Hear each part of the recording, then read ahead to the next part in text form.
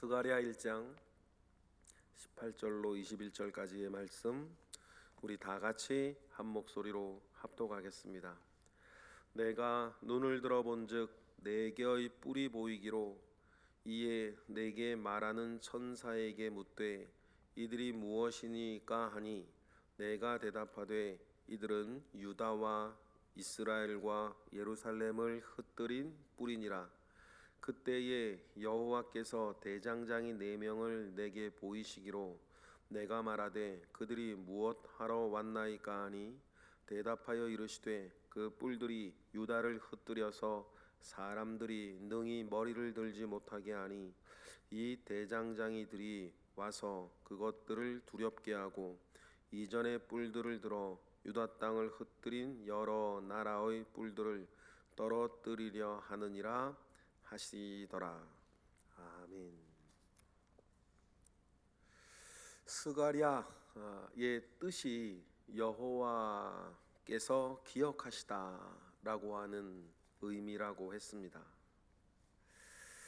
여러분, 우리의 개인사도 그렇고 이스라엘의 그 삶, 역사도 그렇고, 하나님의 기억은 우리의 축복의 근거가 되고, 하나님의 기억은 우리가 회복할 수 있는 하나님으로부터의 근거가 되는 것입니다.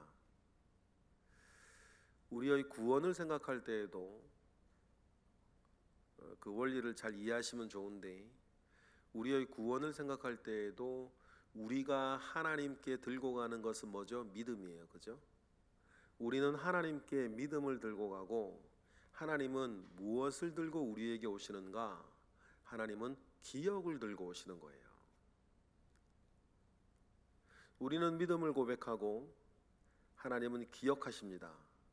그래서 우리의 구원이 일어나는 것이고, 회복이 일어나는 것이고, 우리에게 축복이 주어지는 거죠. 그러면 하나님의 기억은 누가 만들어내는가? 하나님의 기억은 여러분들이 만들어내는 거예요. 여러분들의 살아가는 모양, 여러분들이 선택했던 거, 여러분들이 결정했던 거, 그 모든 것들이 아우러져서 여러분의 삶을 만들어낼 때에, 그 살아온 여러분의 삶과 여러분의 믿음의 고백과 신앙의 실천이 어떻게 됩니까? 하나님의 기억 속에 차곡차곡 쌓여나가는 것입니다. 그래서 하나님께서는 자신의 기억 가운데 있는 여러분들 한 사람 한 사람을 말 그대로 기억하시고, 은혜 주실 자에게는 은혜를 주시고, 긍휼히 여길 자는 긍휼히 여기시며, 책망하실 자는 책망하시고, 심판하실 자는 심판하신다. 그러니 어제와 오늘과 내일 여러분이 살아가는 그 모습 하나하나가 하나님의 기억 가운데에 모아져 나아가고 있다는 사실들을 우리는 꼭 기억하고 살아야 하는 것입니다. 이스라엘이 지금 굉장히 어려운 지경에 있습니다. 나라가 망하고 70년이 지나고 예루살렘으로 돌아온 귀향민들이 있습니다. 그들을 기다리고 있는 삶은 혹독하고 비참했어요. 왜냐하면 아름다운 성 예루살렘은 완전히 무너져서 황폐해져 버렸거든요. 그리고는 하나님께서 말씀하시죠. 내가 이곳에 돌아오고 내가 이것을 회복시키겠다라고 했을 때, 역시 중요한 게 뭐예요? 이 성의 기억이에요. 이 성에 사는 사람들의 기억. 저 아브라함부터 시작해서 모세와 여호수아와 다윗과 히스기야와 요시야와 엘리야와 예레미야와 에스겔과 다른 모든 사람들에 대한 기억, 그 모든 기억 속에서 하나님은 지금 완전히 무너져 있는 이 예루살렘이 어떤 성읍이었던가, 어떤 성읍이었는가가 오늘 이 성읍은 어떤 성읍이어야 하는가에 대한 하나님의 회복의 근거가 되고 있다는 것을 여러분 기억을 합니다. 그래서 스가랴라고 하는 이 이름 자체가 하나님 아버지 앞에 내가 이 성읍을 어떻게 해야 할 것인지를 판단하게 하시는 근거가 되고 있다는 것을 우리는 기억을 합니다. 그리고 하나님은 자신의 기억 가운데에 예루살렘을 회복시키고자 했을 때 어떻게 일할 것인가를 하나님께서는 결정하시고 행하시기 전 스가랴와 같이 세워진 선지자들에게 하나님께서는 그것을 보여주시고 그것을 환상 가운데에 오늘 보여주신 장면을 읽었습니다. 오늘 우리가 읽은 본문은 이사야가 아니라 스가랴가 본 환상 중에 두 번째 환상을 우리는 보았어요. 뿔이 나오고 4개의 뿔이 나오고 4명의 대장장이가 나오는 환상을 스가랴가 봅니다. 당연히 이게 무슨 말인지 모르니까 하나님께 질문하고 스가랴가 보고 있는 것이 무엇인지 하나님은 대답하시겠죠. 그런데 오늘 환상도 과거에 있었던 일들에 대한 하나님의 기억이 나는 거예요. 과거에 그런 일들이 있었다는 것을 하나님 기억하시고 그 일에 대한 보응을 특히 누구에게요? 이스라엘을 남유다를 무너뜨렸던 그 나라들을 향하여서 하나님은 심판을 행하시고 그 나라들에 대한 심판은 또 동전의 양면과 같이 남유다의 회복으로 이어질 것을 우리는 알고 있는 것입니다. 어제 본문에 여호와 하나님께서 예루살렘으로 돌아오셨습니다. 돌아오셨으면 이제 하나님의 기억 속에서 이 성읍이 원래 있어야 될 모습을 되찾게 하실 것이고 그 일들을 행하기 위해서는 먼저 평온하고 조용한 가운데인 세상 가운데에 그 나라를 흔드실 거예요. 먼저 18절에 보니까 스가랴의 눈에 보입니다. 18절 읽어보겠습니다. 내가 눈을 들어본 즉 4개의 뿔이 보이기로. 그래서 이 4개의 뿔이 뭐냐라고 얘기하면서 이 4개의 뿔이 바벨론과 페르시아와 그리스와 로마와 같이 앞으로 남유다 이 팔레스타인 지역을 지배하게 될 네 나라를 이야기하는 거다. 그렇게 이야기하는 사람들도 있고 그렇게 얘기해도 틀린 건 아닙니다. 보통 그리고 또 사라고 하는 이 수는 우리가 보통 땅의 수 그렇게 얘기를 하죠.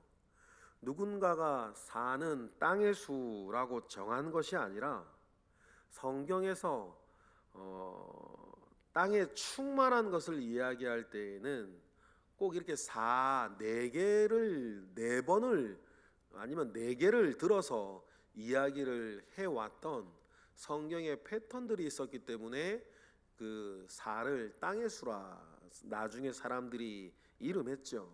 예를 들어서 우리가 스가랴서 이렇게 묵상을 할 때에도 서쪽에 블레셋, 남쪽에 구스, 동쪽에 암몬과 모압, 또 북쪽에 아수르를 들어서 하나님께서 심판을 선포하시면서 땅에 있는 모든 것들에 대한 심판을 이야기하셨던 것처럼 이 동서남북 이 4개는 땅에 충만한 수를 말하기도 하는 것을 우리는 잘 보았죠.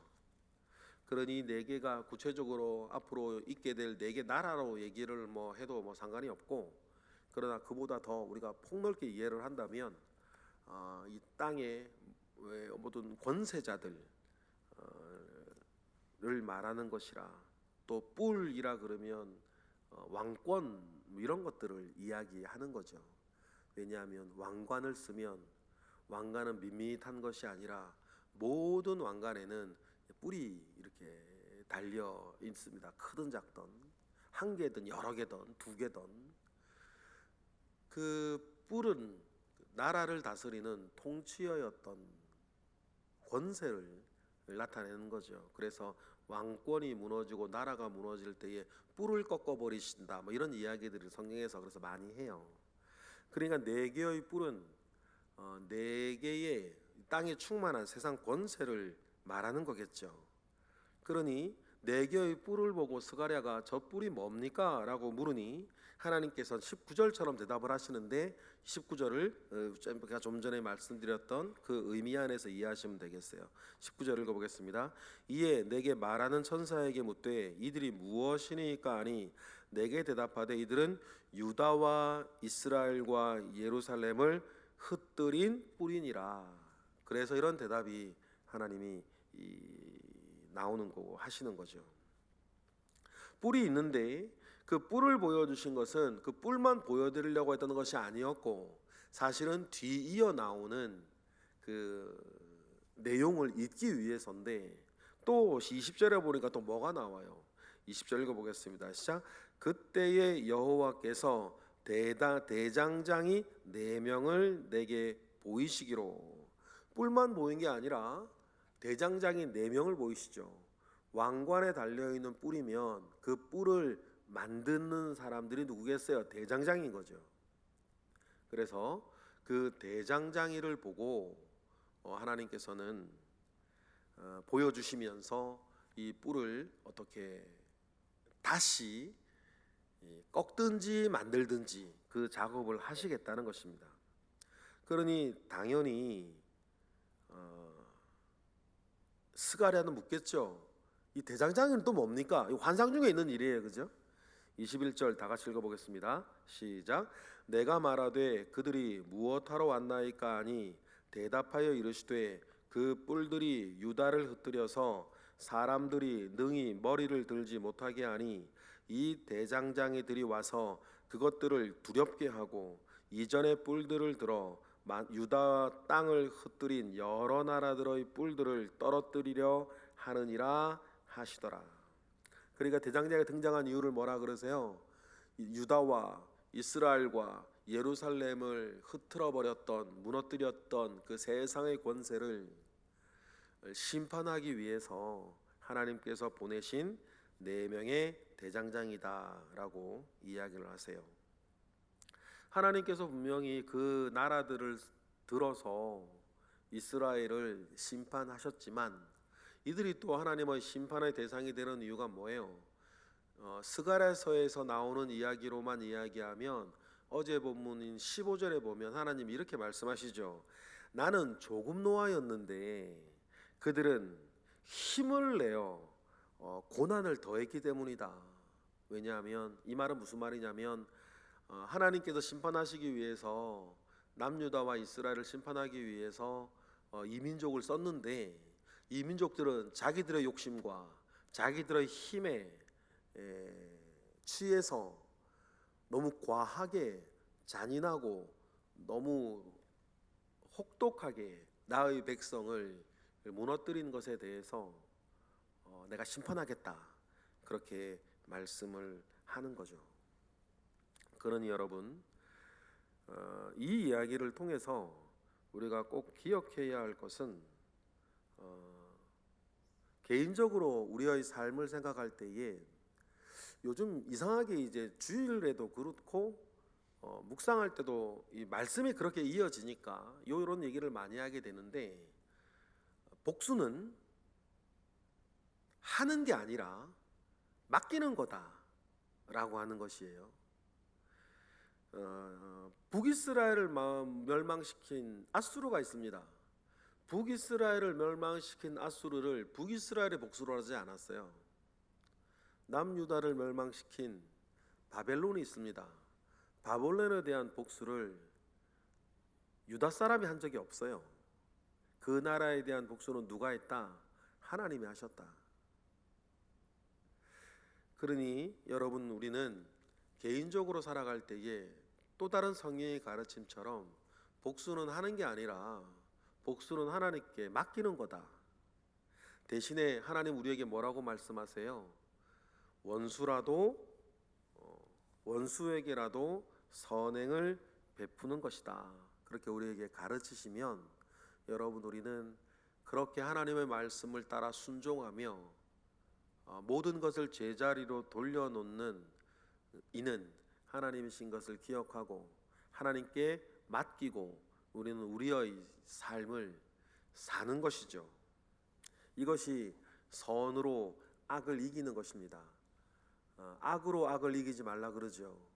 내 분에 못 이겨서 악으로 악을 이기면 내 속이야 시원하겠는데 그 사람이나 나나 모두 악에게 진 것이다. 하나님 더 큰 것을 생각하시는 거죠. 그래서 로마서 12장 19절에도 봐도 내 사랑하는 자들아 너희가 친히 원수 갚지 말고 하나님의 진노하심에 맡기라. 기록되었을 때 원수 갚는 것이 내게 있으니 내가 갚으리라. 신명기의 말씀을 인용하여서 로마서 12장 19절에 보면 우리에게 삶을 그렇게 얘기하세요.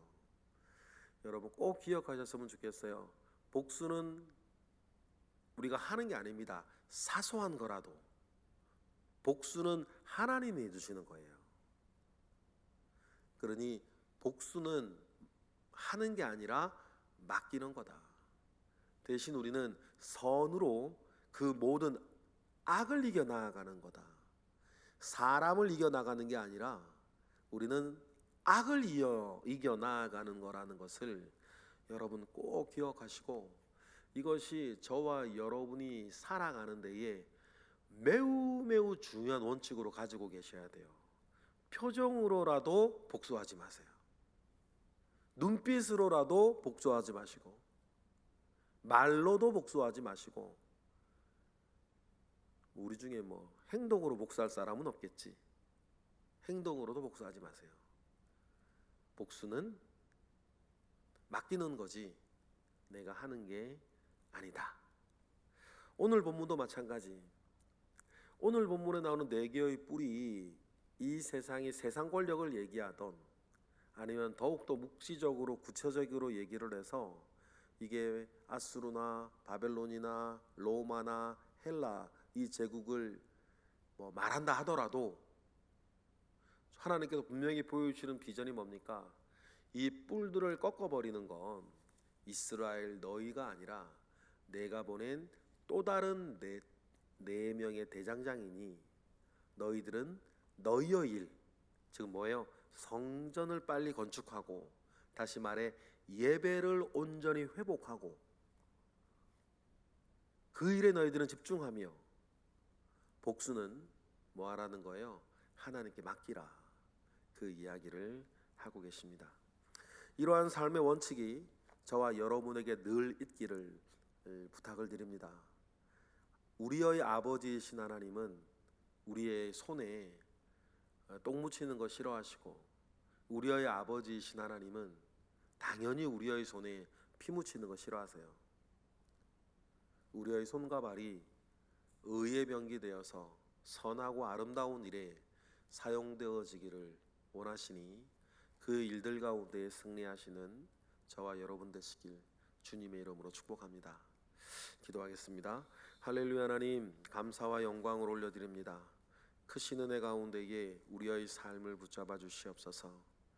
하나님은 공의로운 분이시니 하나님의 공의에 나의 삶을 맡기고, 하나님은 사랑의 하나님이시니 하나님의 사랑을 덧입고 나누며 사는 우리 모든 새벽의 기도자 되도록 은혜를 더하여 주옵소서. 우리가 그렇게 우리의 삶에 충성하고 작은 일에 충성하며 살면 하나님께서 우리를 온전하게 이끌어 가실 줄 믿으니 하나님의 선하심 가운데에 우리의 삶이 이어지도록 주여 붙들어 주옵소서. 이 시간 드려지는 1000번째 예물 가운데에 주님 함께 하시고 하나님 아버지의 선하신 은혜가 온전케 하옵소서. 예수 그리스도의 이름으로 감사하며 기도드렸나이다. 아멘.